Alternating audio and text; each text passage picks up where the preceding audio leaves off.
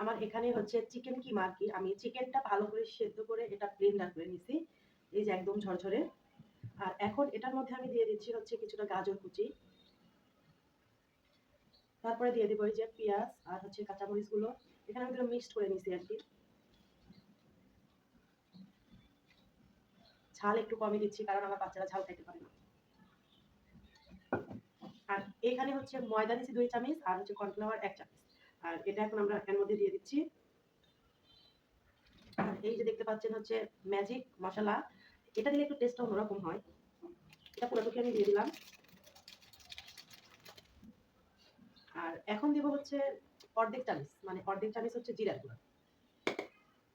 আদা রসুনের পেস্টটা আমি দিব না, কারণ আদা রসুন হচ্ছে যখন আমি চিকেনটা সেদ্ধ করি তখনই দিয়ে দিছিলাম।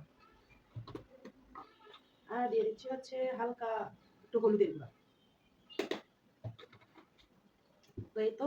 আর এখন দিয়ে দিব হচ্ছে স্বাদ মতো একটু লবণ দিয়ে দিচ্ছি, কারণ আমি যখন কিমাটা সেদ্ধ করি তখন হালকা একটু লবণ দিয়েছিলাম, এই জন্য এখন অল্প একটু দিলাম। তো এখন দিয়ে দিচ্ছি একটা আন্ডা,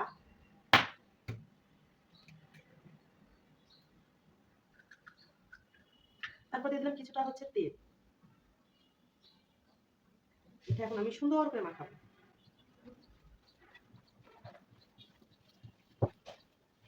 দেখেন কত সুন্দর একটা আঠালো ভাব চলে আসছে।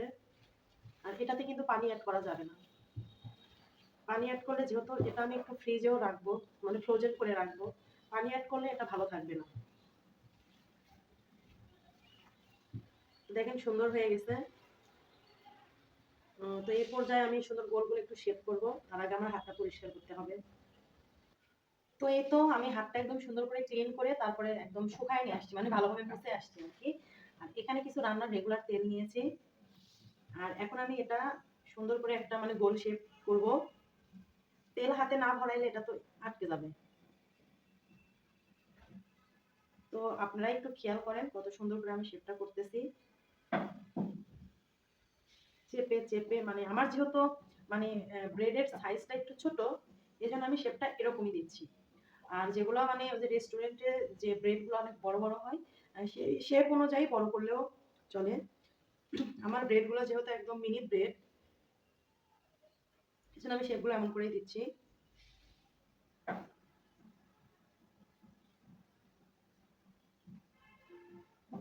এই তো এভাবে আমি সবগুলোই সুন্দর করে এই গোল করে করে নেব। তো এই তো বন্ধুরা, আমার কিন্তু কিমা বানানোটা একদমই রেডি। আর এটা আমি 1 মাসের মতো ফ্রিজে সংরক্ষণ করে রাখতে পারবো। আর আপনারা চাইলে এভাবে কিমা বানিয়ে ফ্রিজে সংরক্ষণ করে রাখবেন। তো কেমন লাগলো বন্ধুরা আজকের ভিডিওটা? যদি ভিডিওটা ভালো লেগে থাকে প্লিজ আমার চ্যানেলটিকে সাবস্ক্রাইব করে দিবেন এবং লাইক, কমেন্ট, শেয়ার করে দিবেন। আল্লাহ হাফেজ।